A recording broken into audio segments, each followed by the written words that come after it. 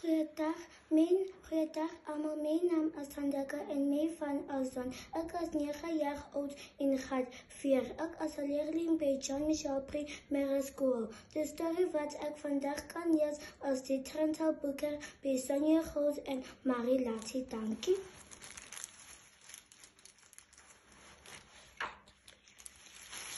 Story, die bloesembril. Mijn vrouw samenstap trap door. Skillig wil zij trappier deur gaan. Zij praat met haarzelf. Zij tapt bij een winkel in en zei: Goedemorgen meneer, het uw dag een sombril. Zeg mijn vrouw, wat een kleur sombril wil u hebben? Ik hou van blauw, zei mijn vrouw simmer. Goed, ik heb een goed blauw sombril voor u, zei de winkelier. Baie dankie, hier is die goed, zo zei. Dankie mijn vrouw, tot ziens, goed hé. Tot ziens, goed hé. Zij maakt de sombril op en stapt uit in de regen. Skillig krak een streek rond die sombril uit haar hand uit. Ach nee, dat kan niet wezen, zei.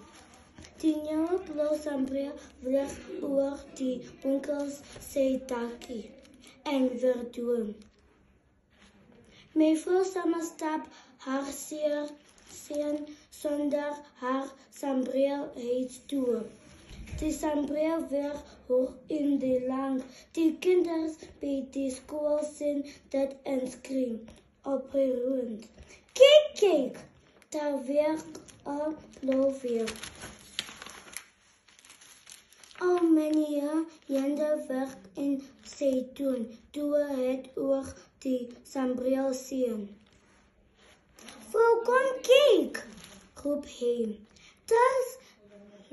Dat Anneke zei blauw in die lang.